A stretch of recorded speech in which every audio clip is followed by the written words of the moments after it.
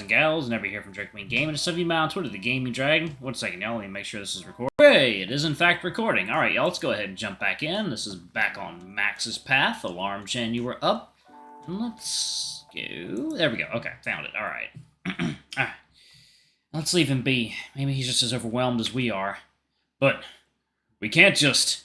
I know. It sucks that he ran off on his own like that, but I don't think either of us could convince him to go back right now.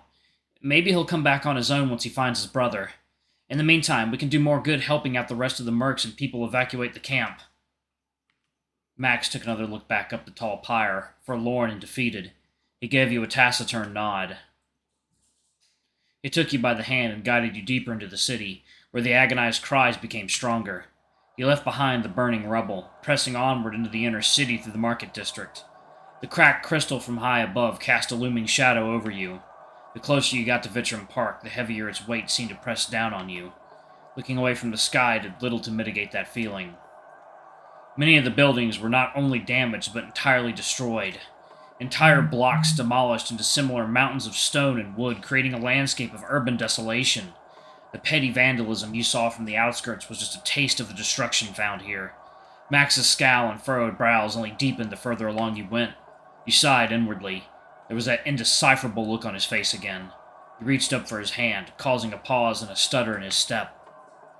"What is it, Cassian?" His tone was authoritative, awaiting for you to report what you had seen.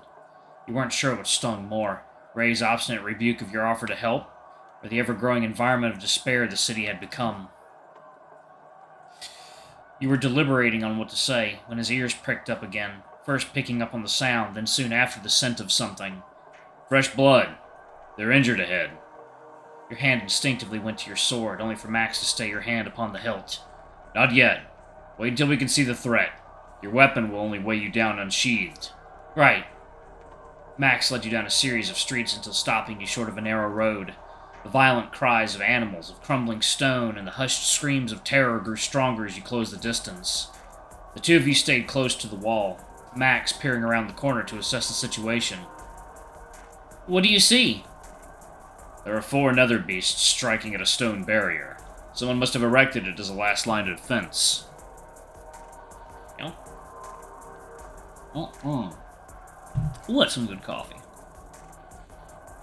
"Cassian, you think you can attune to me?" "Yes. What's the plan?" "As soon as you're ready, I need you to aim to your left and fire off a blast of ice." "And what if it misses?" "Not ideal, but either way, we need to put some distance between those monsters and the people holed up inside." You were not entirely sure what Max was planning, but you complied, focusing on him, attuning to his icy personality. "Alright, I'm ready." "Alright, follow my lead."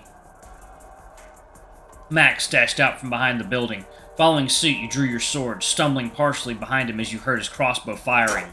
Sensing a rush of cold wind from your right, you directed your sword to the left as he instructed, unleashing an ice slash in the general direction. First thing you heard were the grunts and cries of the beasts, some scattering into the ruins, the rest standing their ground or knocked over by the ambush. "Charge!" The Malamute pushed forward with a rumbling growl, hands already drawing a bolt onto his crossbow as he loosed another shot in quick succession. Your war cry wasn't as intimidating, yet you still brandished your sword with just as much gusto. The nether beasts quickly cleared out of your path, leaving their fallen cohorts behind for you and Max to deliver the coup de grace onto. "Cassian, check on the survivors." "Right. Is everyone alright in there?" You were answered with the clamoring calls from several voices, unable to make out anything any of them were saying. Hey, easy now, one at a time. We're gonna get you out of there. How many of you are there?" I think there's 7 of us here." "You have to help us, young lad. Most of us are injured." "We will, ma'am. Anyone battle-capable among you?" Anyone that could fight is already spent. This was our last-ditch plan." Yes, the barrier's been badly damaged. It wouldn't hold out for much longer if you hadn't come by." You snapped to Max as he loosed another shot, landing a hit on one of the beasts that snuck up on the narrow corner of the street. It bellowed, rearing up on its hind legs as the arrow struck out from its torso, but otherwise unfazed. The ones that had originally fled into your initial charge were returning, along with others coming out of hiding. The original 8 you'd seen now doubling to 16, with more lurking around the rubbles, easily outnumbering you and the survivors. They're back? Shit, there's too many of them. We can't risk fighting them all without putting the civilians in danger. Listen up! My partner and I will clear a path for everyone. Head to the opposite end of the street on our signal. Wait! Some of us have injuries on our legs. We can't run that well. How are we supposed to keep up? Max let loose a low growl, a cold contempt brewing deep in his throat. I understand. So here's what we'll do. Anyone that's still able-bodied, help carry the injured to safety. I'll escort you directly. Everyone else, my compatriot will protect you from behind. Understood?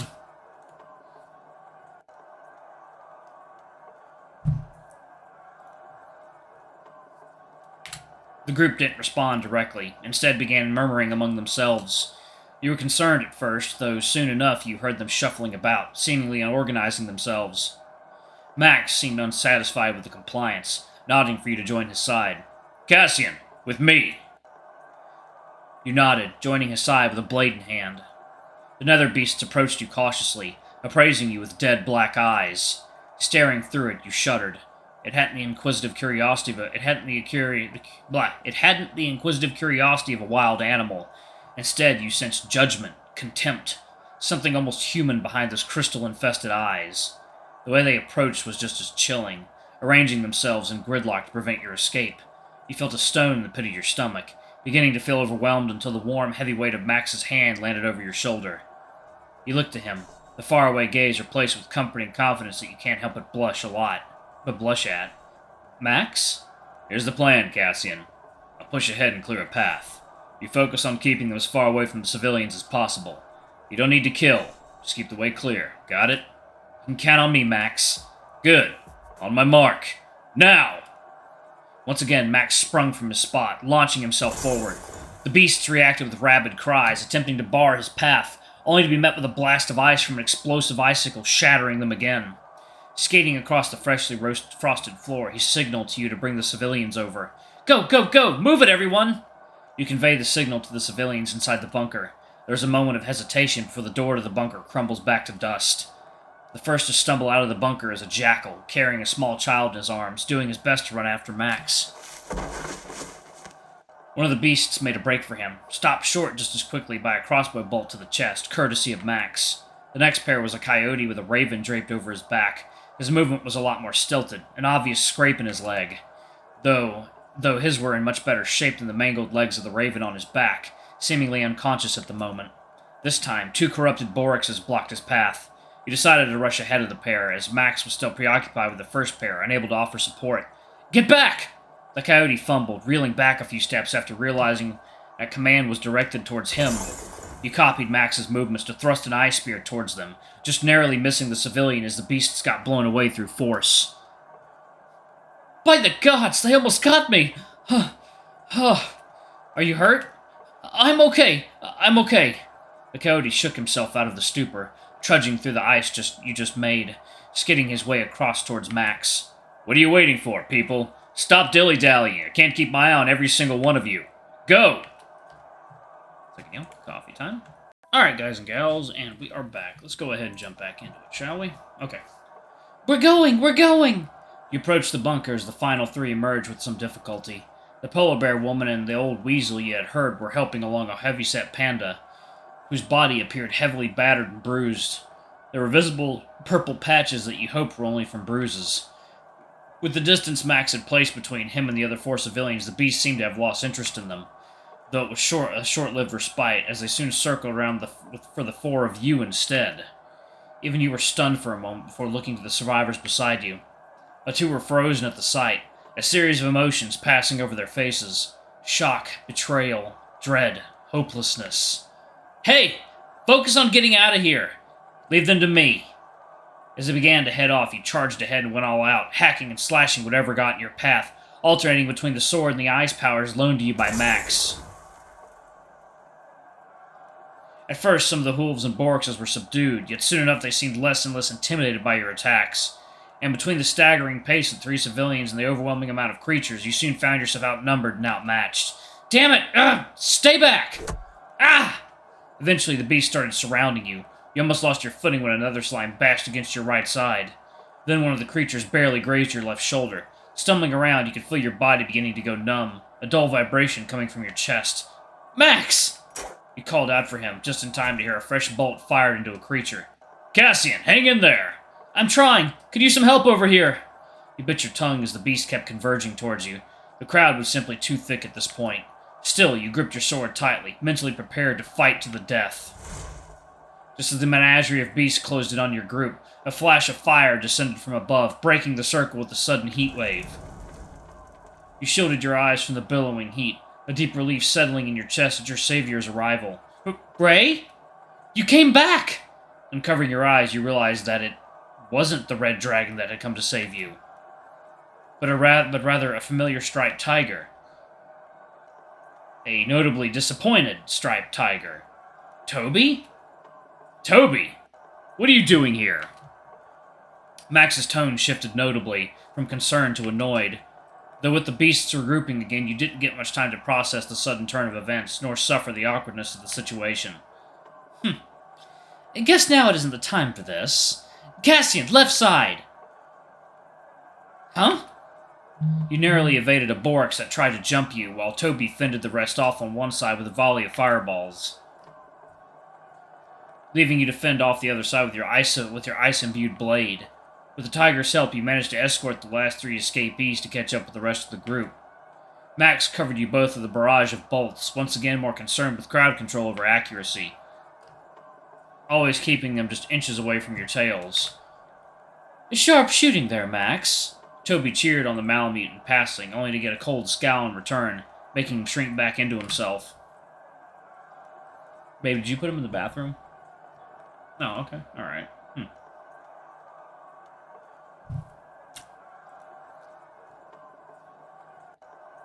Just shut up and keep pace, Toby. I'll hold them off here. You get the townspeople to safety. But what about you? I said go already. Max fired into the bolt at a quickly approaching something. Its body so disfigured you weren't sure how it was still trotting along. To your surprise, the tiger threw himself around Max's midriff, like a child clinging onto their parent's leg, begging for something.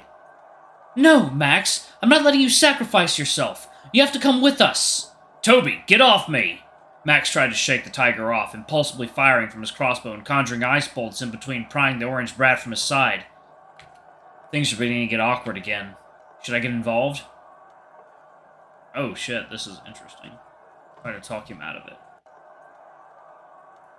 You couldn't help but sneer a little at Toby's childish antics. Instead, tried using your words to negotiate with the Malamute.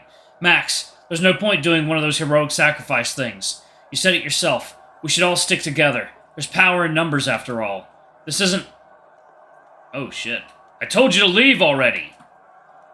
Stop wasting time and get those people to safety. Actually, yeah, let me... You watched as Toby clung to Max, pleading for him to escape with you both, earning him even more irritated remarks from the Malamute. Out of the corner of your eye, you noticed something moving, just barely out of sight. Max's arm quivered, seemingly tired from the prolonged combat, especially now being held in one hand as the other tried to pry the tiger off of him. Without a word, you reached up, holding his shaking arm and immediately feeling his weight fall into you. Max turned around to see you, almost surprised to realize how tired he was to have dropped his stance so easily. Cassian, what are you... Max, you're overdoing it. I don't... He's right, you know. Come on, save your energy and let's get out of here. Max swallowed hard, looking between you, Toby, and the survivors in the waves of monsters rapidly closing in. Alright, a full retreat it is. Heh, now that's what I'm talking about. Toby slithered off of Max with a satisfied grin, running ahead to guide the survivors out. You almost missed it, but there was a faint yet relieved smile on Max's face before it fell back into his stoic professionalism. Cassian, Toby, on 3, field fire. Ready? The tiger easily slipped in position again from a goofy, love-struck teenager to a practiced, disciplined fighter. Ready! Turning back to the line of foes converging on your position, you poised your sword, channeling your borrowed elemental power into it. Alright, I'm going to go ahead and pause it right there, y'all. Thank y'all so much for watching. Don't forget to like, comment, subscribe, ring that notification bell, and check out our Patreon or YouTube memberships if you can. It always helps. Anyway, I love you all, and I'll see y'all in the next video. Bye-bye!